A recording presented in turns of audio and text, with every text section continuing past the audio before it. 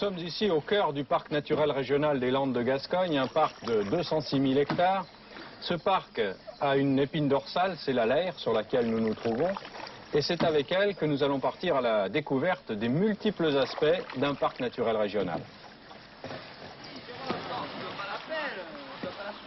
Au détour d'un bras de rivière, une activité plus colorée et plus bruyante que les autres, l'école de canoë.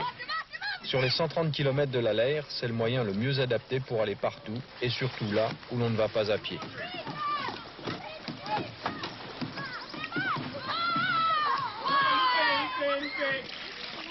Autre détour, autre découverte. Ici, l'une des nombreuses classes vertes qui viennent chaque année découvrir la nature. Après avoir prélevé dans la rivière où le marais est le plus d'espèces possible, de retour au centre du Graoux, avec leurs enseignants et l'encadrement du parc, les élèves classent leurs découvertes et les étudient. Chaque année, ces activités attirent de 100 à 110 000 visiteurs, auxquels s'ajoutent les 120 000 visiteurs de l'écomusée de Marquez et les 75 000 du parc ornithologique du Tech.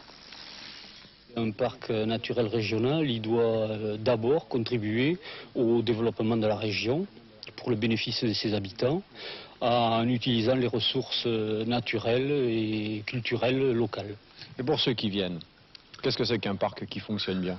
Eh bien, écoutez, un des gros avantages des parcs, c'est qu'ils sont visibles de très loin. Il y a une image de marque des parcs qui peut favoriser le développement touristique. Et ils sont assurés de trouver dans un parc un environnement protégé. Ce parc est géré par 22 communes, la Gironde, les Landes et la région. Son budget, 7,5 millions de francs, son personnel, 42 personnes. En 90, sa charte sera révisée et sa surface sans doute augmentée, gage de son succès. Si l'on reprend son canoë pour suivre la Leyre jusqu'à son embouchure, on arrive sur le bassin d'Arcachon. Là, visite obligatoire au parc du Tech, un parc ornithologique où vivent 300 espèces différentes d'oiseaux. C'est ici que vit la première colonie européenne d'aigrettes. Plus de 540 hérons y nichent. Quant aux cigognes, le site leur plaît puisqu'elles y reviennent.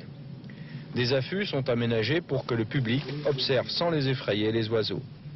Dimanche, l'entrée de ce parc sera gratuite et le parc dans sa totalité entend bien lui aussi montrer qu'il propose partout la nature à l'état pur.